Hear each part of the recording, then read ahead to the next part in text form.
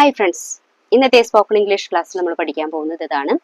രണ്ട് കാര്യങ്ങൾ തമ്മിൽ കോൺട്രാസ്റ്റ് ആയിട്ട്, അതായത് വിരോധാഭാസമായിട്ട് പരസ്പരം എതിരായിട്ട് വന്നിട്ടുണ്ടെങ്കിൽ ഏത് രീതിയിലാണ് നമ്മൾ സെന്റൻസുകൾ ഉപയോഗിക്കുന്നത്, എങ്ങനെയൊക്കെ നമുക്ക് ആ സെന്റൻസിനെ ഉപയോഗിക്കാം, കൈകാര്യം ചെയ്യാം, ഇതിന് ഉപയോഗിക്കുന്ന പ്രത്യേകമായിട്ടുള്ള രീതിയിലെ എക്സ്പ്രഷൻസ് ഉണ്ട്. രണ്ട് കാര്യങ്ങൾ പരസ്പരം എതിരായിട്ട് വരുമ്പോഴേക്കും നമുക്ക് ആ സെന്റൻസുകളിൽ ഉപയോഗിക്കേണ്ടതായിട്ടുള്ള പ്രത്യേകമായിട്ടുള്ള എക്സ്പ്രഷൻസ് ഉണ്ട്.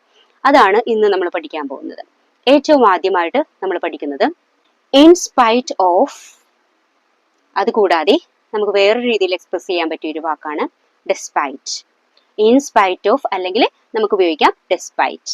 ഇത് രണ്ടും ഒരേ രീതിയിലാണ് നമ്മൾ ഉപയോഗിക്കുന്നത്.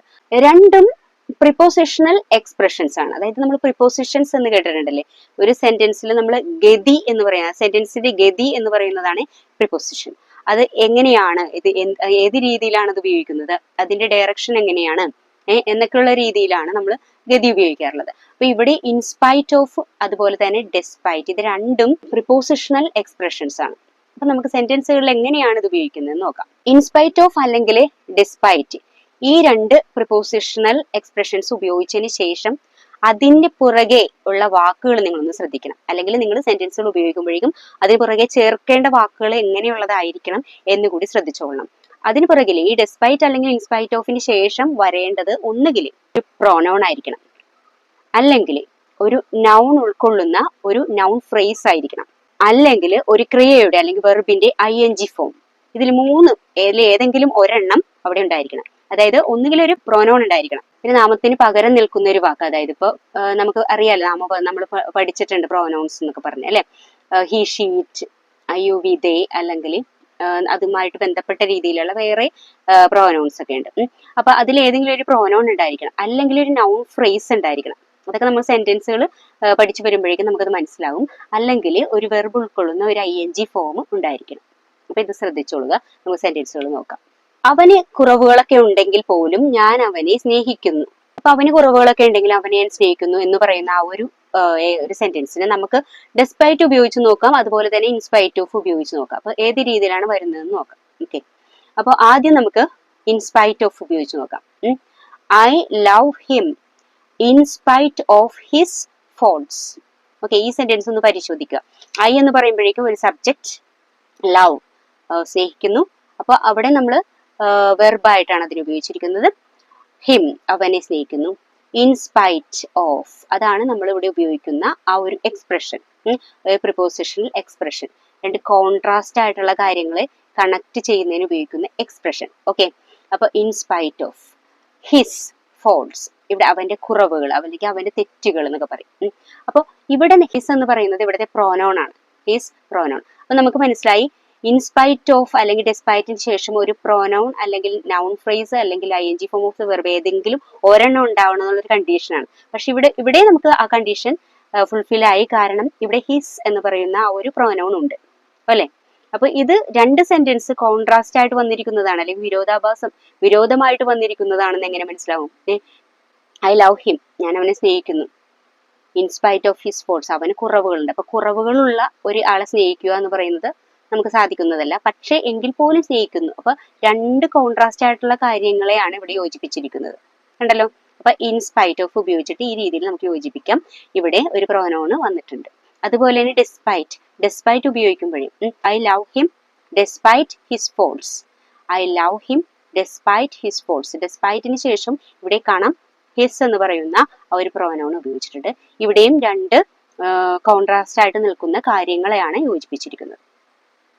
They went out in spite of the rain. They went out in spite of the rain. അപ്പൊ they went out, അവർ പുറത്തു പോയി, മഴയുണ്ടായിരുന്നിട്ടും. അപ്പൊ മഴയുള്ള സമയത്ത് പുറത്തു പോകാറില്ല അല്ലെ. അപ്പൊ അത് കോൺട്രാസ്റ്റ് ആയിട്ടുള്ള രണ്ട് കാര്യമാണ്. മഴയുണ്ടായിരുന്ന സമയത്തും പുറത്തു പോയി അല്ലെ. അപ്പൊ ആ സെന്റൻസ് കോൺട്രാസ്റ്റ് ആയിട്ടുള്ളതാണെന്ന് നമുക്ക് മനസ്സിലായി.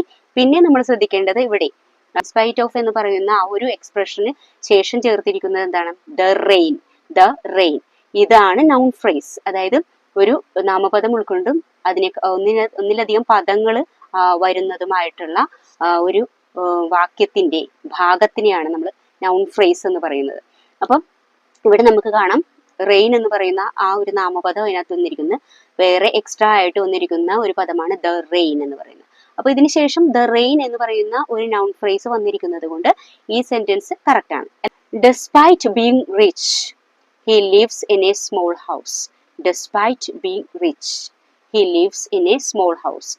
അവൻ വലിയ പണക്കാരനായിരുന്നിട്ടും ഒരു കൊച്ചു വീട്ടിൽ താമസിക്കുന്നു. അപ്പൊ പണക്കാരനായിരിക്കുന്ന ആള് സാധാരണ കൊച്ചു വീട്ടിലല്ല താമസിക്കേണ്ടതല്ലേ, വലിയ വീട്ടിലായിരിക്കണം. അപ്പൊ ഇവിടെ കോൺട്രാസ്റ്റ് ആയിട്ട് വന്നിരിക്കുന്ന രണ്ട് കാര്യങ്ങളെയാണ് ഡെസ്പൈറ്റ് ഉപയോഗിച്ചിട്ട് കണക്ട് ചെയ്തിരിക്കുന്നത്. ഇനി ഡെസ്പൈറ്റിന് ശേഷം വന്നിരിക്കുന്ന വാക്ക് നിങ്ങൾ ശ്രദ്ധിച്ചോ, ഡെസ്പൈറ്റ് ബീയിങ്. ബീയിങ്, ബി എന്ന് പറയുന്ന അല്ലെ വാക്കിന്റെ ING ഫോം ആണ്. അപ്പൊ ബി എന്ന് പറയുന്ന ആ വെർബ് ഫോമിന്റെ ING ആയിട്ടാണ് ആകുന്നു, ആകൽ എന്ന് പറയുന്നത്. അപ്പൊ ഡെസ്പൈറ്റ് ബീയിങ്, ഇവിടെ ING ഫോം വന്നിരിക്കുന്നത് കൊണ്ട് ഇവിടെ കറക്റ്റ് ആയിട്ട് ഉള്ള ഒരു രീതിയിലാണ് നമ്മൾ ഡെസ്പൈറ്റ് ഉപയോഗിച്ചിരിക്കുന്നത്. Despite losing job she helps us. Despite losing job she helps us. അവിടെ ലൂസിങ് ജോബ്, ജോലി നഷ്ടപ്പെടുക. അപ്പൊ ഇവിടെ ഡെസ്പൈറ്റിന് ശേഷം എന്താണ് ഉപയോഗിച്ചിരിക്കുന്നത്? ലൂസിങ്. ലൂസിങ് ലൂസിങ് എന്ന് വെച്ചാൽ നഷ്ടപ്പെടൽ എന്നുള്ള രീതിയിലാണ്. അപ്പൊ ലൂസ് എന്ന് പറയുന്ന പദത്തിന്റെ ING ഫോം ആണ് ഇവിടെ ഉപയോഗിച്ചിരിക്കുന്നത്. അടുത്ത സെന്റൻസ് നമുക്ക് നോക്കാം. In spite of the fog the aeroplanes are still landing.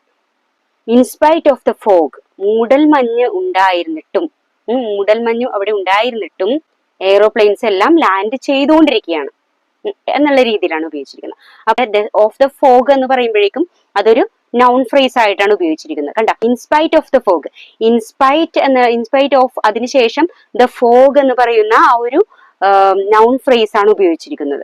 അതിനുശേഷമാണ് the aeroplanes are still landing. Aeroplanes are still landing എന്ന് പറയുന്ന ആ ബാക്കിയുള്ള സെന്റൻസിന്റെ ഭാഗം ഉപയോഗിച്ചിരിക്കുന്നത്. കണ്ടോ, they helped us in spite of the difficulties. They helped us in spite of the difficulties. ഇവിടെ ആദ്യം ഉപയോഗിച്ചിരിക്കുന്നത് they helped us, അവര് ഞങ്ങളെ സഹായിച്ചു. എങ്ങനെയാണ്? ഡിഫിക്കൽറ്റീസ്, ബുദ്ധിമുട്ടുകൾ ഉണ്ടായിരുന്നിട്ടും അവര് ഞങ്ങളെ സഹായിച്ചു.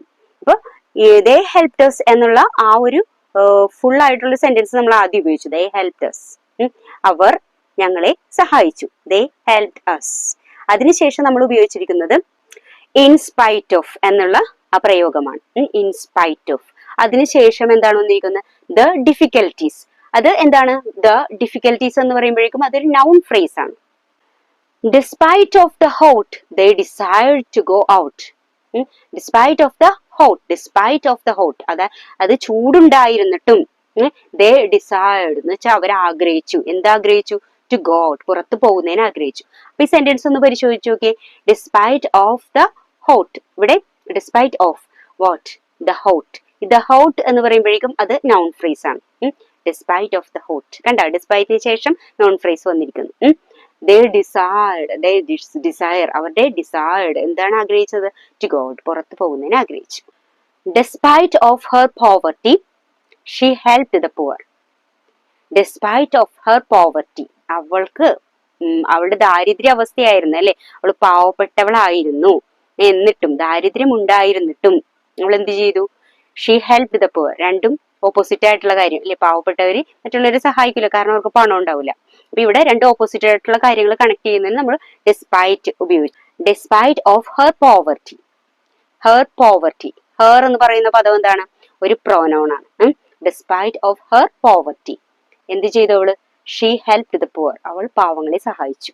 അപ്പൊ ഇന്നത്തെ ക്ലാസ്സിൽ നമ്മൾ രണ്ട് കോൺട്രാസ്റ്റ് ആയിട്ടുള്ള കാര്യങ്ങളെ കണക്ട് ചെയ്യുന്നതിന് ഉപയോഗിക്കുന്ന പ്രയോഗങ്ങളാണ് പഠിച്ചത്, ഇൻസ്പൈറ്റ് ഓഫ് ആൻഡ് ഡിസ്പൈറ്റ്. അപ്പൊ നിങ്ങളുടെ സംസാരത്തിൽ ഇത് കൂടുതലായിട്ട് ഉപയോഗിക്കാനായിട്ട് ശ്രദ്ധിക്കുക.